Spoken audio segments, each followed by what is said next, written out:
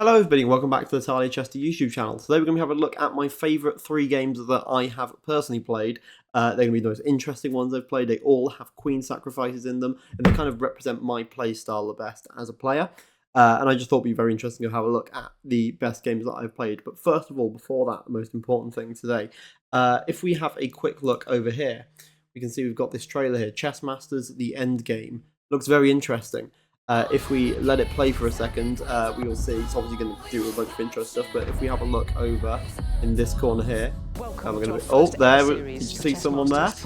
And did you see someone maybe down here in a second? There I am. So let's just leave the trailer to actually play for a second. But yeah, so I am going to be a contestant on Chess Masters The Endgame on the BBC.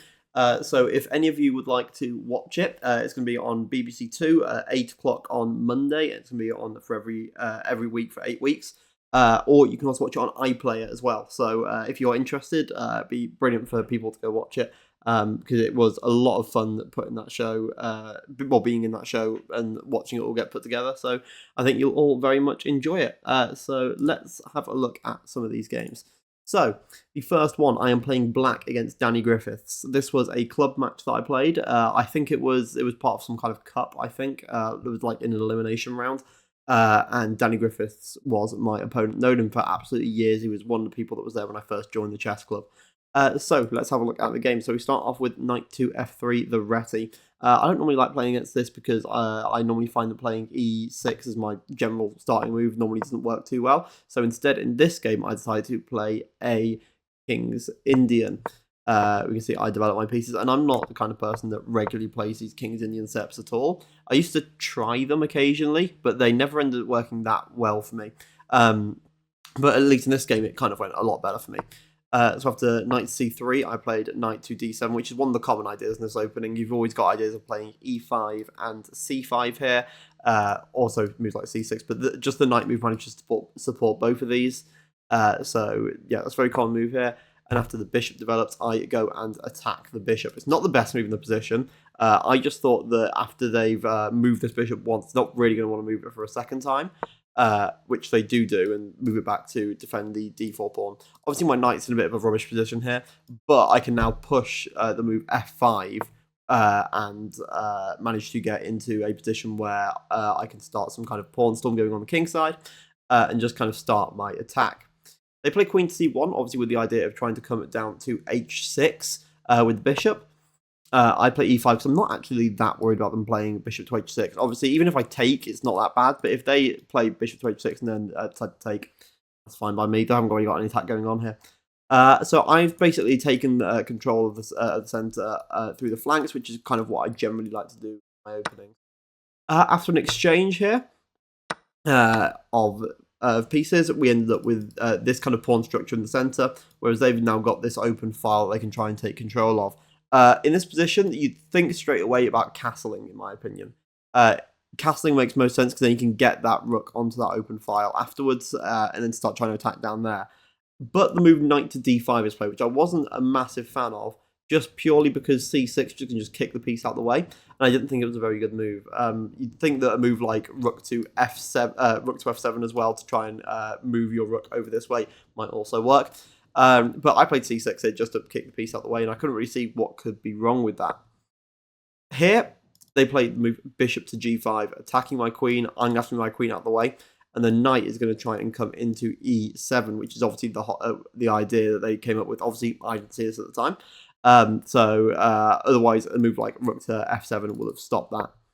I bring my knight back, which I think is fine. And then just after more exchanges, we're kind of into this almost endgame-esque position where I've got pawns all kind of going down this side, which I'm going to be pushing. I just need to get my pieces finally developed and onto this open file while they need to still castle. So they play e3 first of all. And I think the idea of e3 is to try and get the king out up here because it's going into that kind of endgame position. But what it does allow me to do is it really allows me to push the move f4, which isn't great for them. Because if I get this pawn pushed to f3, their king is going to be very restricted if they castle. And it's just going to be a very annoying piece to kind of have there, and the bishop's going to have to move out of the way as well. After captures, they castle the king. and I push my pawn to f3 like I planned.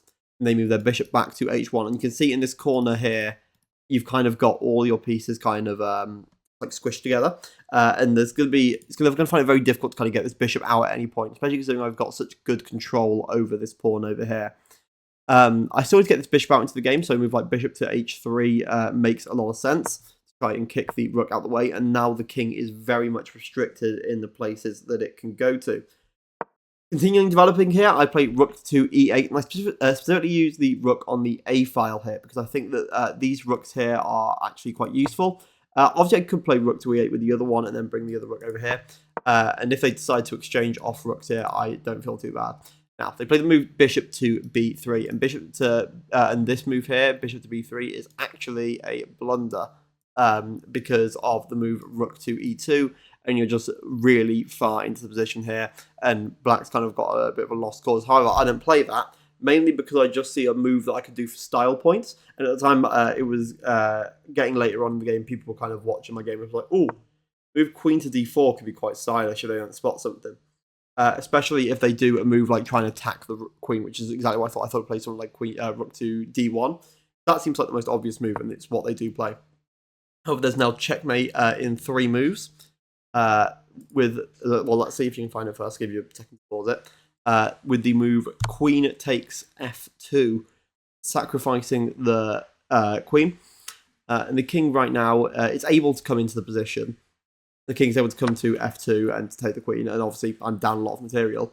But the problem is that white's got is they've only got these 2 squares to move to. The rook stops any escape from the king, and the bishop stops any escape from the king over this way. So after we get rook to e2, the king is forced back to this square, and there is a pawn checkmate on f2. The bishop stopping this, stopping the king from escaping down this way, and the pawn stopping any giving a check basically. So really interesting game that one was. It was my least favourite of the 3, just because I feel like I don't play the most accurately. You can see earlier on in the game, for example, potentially c6 might not have been the best move. And there was definitely opportunities later on, especially with b3. I kind of just did it for style points more than anything. But either way, still a very nice game to play.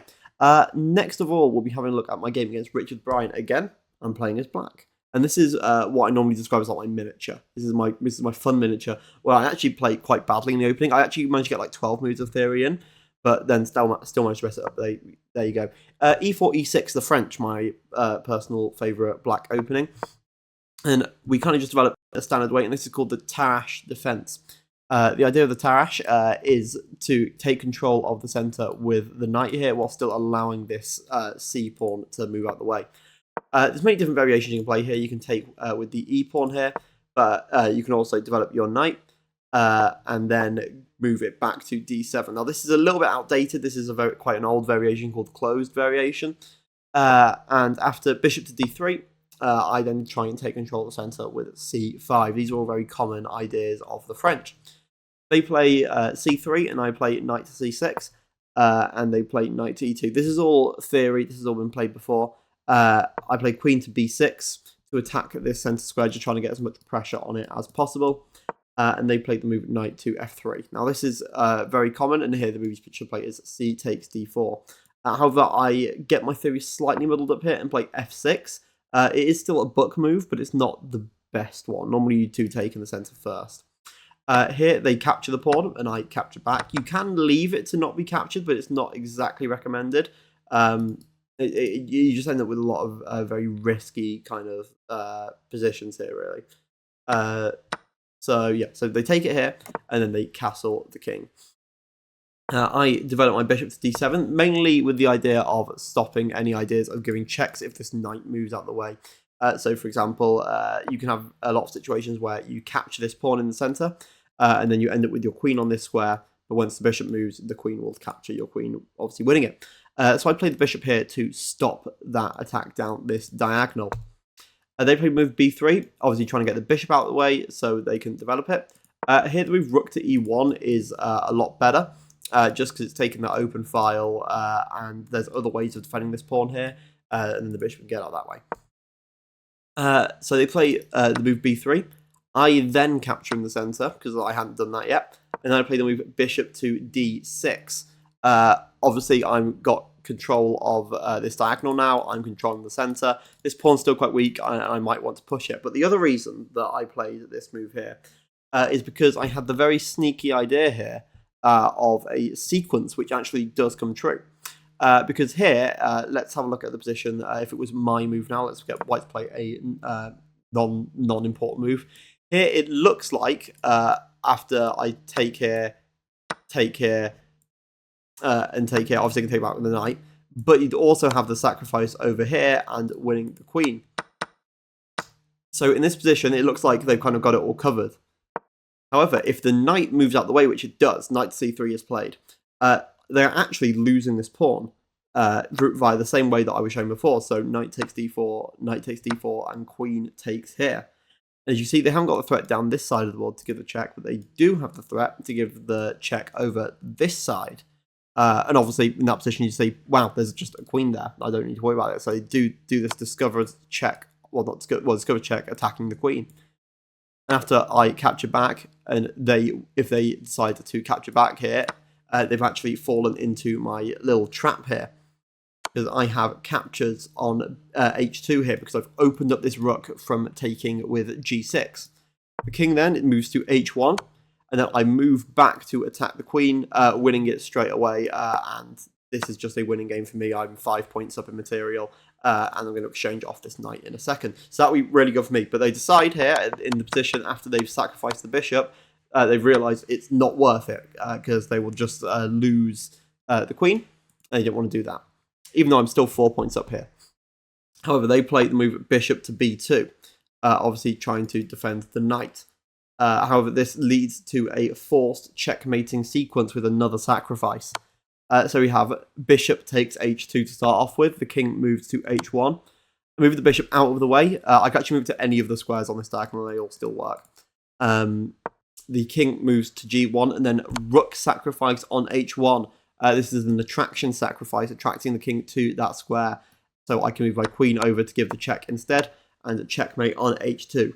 This, I think, is one of my most stylish games. This person was actually the highest rated person I'd ever beat at the time. I think they were 1970, I think, opposed to me being about 1830. So this was a very, very fun game for me to play. It was at a congress as well, so this was an actual tournament game. So this was a very nice game to finish. And it also was a very quick game for me to play. It was only 20 moves long, and I think the full game took about half an hour to play, which is very quick in chess terms, especially for congresses. So yeah, this was a very nice game against Richard, and we talked about the game afterwards and analysed it. It was a brilliant game. And finally, we have my only white game on this list. This was an online game. I've never played... On the other games, they're both over-the-board games, but this one was an online game. And it's one that I remember specifically for being so cool, because it had arguably the coolest sacrifice that I've ever had. And it also was in my favourite way, opening the birds. If you ever watch any of my streams, which I'd recommend because we have a lot of fun there, I play the birds all the time. I think it's a very good opening to surprise people with. I think the idea of controlling these two center squares is very unexpected from a lot of people. Most time people don't know what to do against it. They played c5, knight to f3, d5.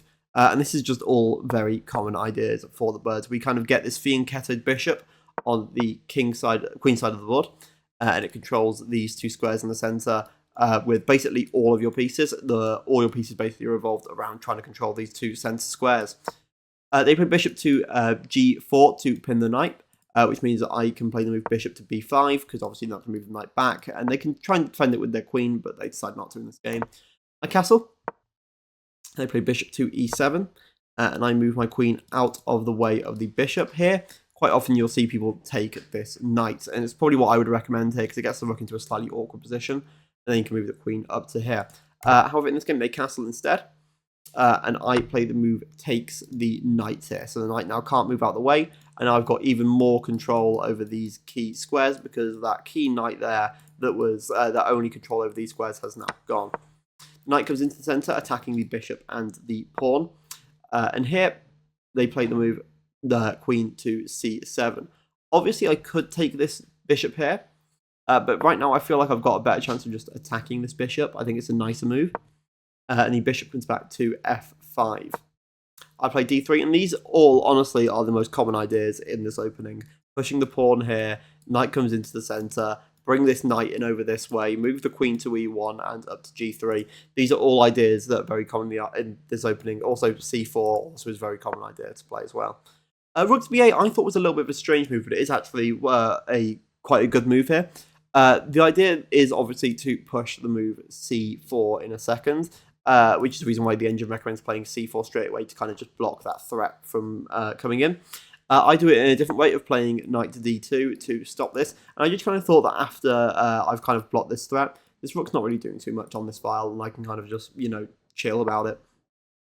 Here the king moves to h8, which the engine gives us a mistake, but I'm not so sure, because right now this knight is pinned to, this pawn is pinned, and it's one of the only protectors of the knight.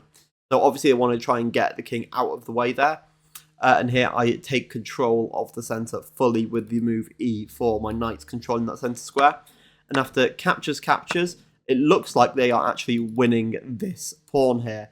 Actually, I'm a pawn down. However, there is this very stylish move that I spotted, which is knight to d7, which looks like a crazy move. But the idea obviously being that if the knight moves out the way here, the bishop gets recaptured with the knight. But even better than that, you have checkmate on this square over here. So that's not possible.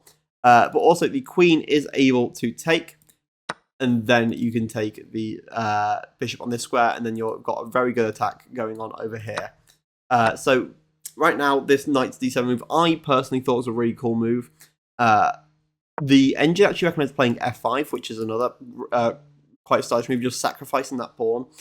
With the idea of being that they can't actually take it because the knight moves out the way to give the king a check, and the queen is under threat, so they can't play that. They can't take back the pawn.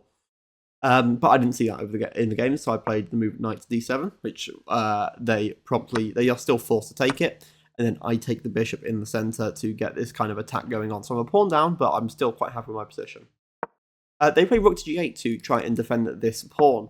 And I bring my knight over to g5 to try and attack the weaknesses over this side. You can see this pawn's going to be very weak, and they have to defend this with one of their pieces, and they elect to defend it with their rook. You can see they've kind of got like a big cluster of pieces over here that's all kind of based around defending the king, and they haven't really got any kind of form of attack on. They've also got these two double isolated pawns that I can try and attack. The rook plays to d1 to attack the queen, and the queen moves to c7 out of the way. The bishop comes into the centre to attack the queen, and the queen moves to b6, obviously trying to get an attack going on the king. Now, right now, I could play the move c4 and just kind of block in the position, and then I'm very clearly winning here because I've just overwhelmed the opponent completely. But here, instead, I play the move queen to h4 because I spot what I thought is a very cool tactic. Well, first of all, if they don't do anything, you can take the knight and then win the pawn here with checkmate.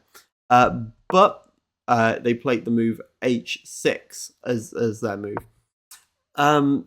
They also could play the move c4, which would have been a little bit better for them, just giving that discovered check on the king. And then after takes, they would have undoubled their pawns. Yeah, they played the move h6. And here I play the move rook to d7. It's a little bit of a sacrifice here, because if they take this here, I will have the move queen to h6, and that is a checkmate because the pawn here is unable to move because of it being pinned. They also obviously can't take this because, again, it's pins. This is a game of a lot of pins, very Morphy-esque. So they can't take that, and they obviously have to do something about the bishop here. They first of all play this move c4, which I said earlier, to make my king go out the way, and then they move this bishop. And again, right now I have the idea of being able to threaten the move knight takes f7, being a very aggressive move here. Realistically, this just wins the game pretty much straight up here. This is just a winning position. I'm 2 points up, and their king is completely surrounded. But I see a cooler possible sequence to play, which is a reason why, first of all, I play rook to d1. Now, this isn't my best move. This isn't a great move, but it does allow me to do a very cool sequence if they miss something here. So they play queen to e3. And right now, I sacrifice the rook by taking on d8. This is given a brilliant move by the engine, so I'm going to put my own brilliant move on it. There you go. And yeah, this is a really nice move here, because after they take, You might think the idea is to take the knight here on, take the pawn here on f7, given a fork here, but that is not the case. Can you see if you can spot the amazing mate in 3 in this position?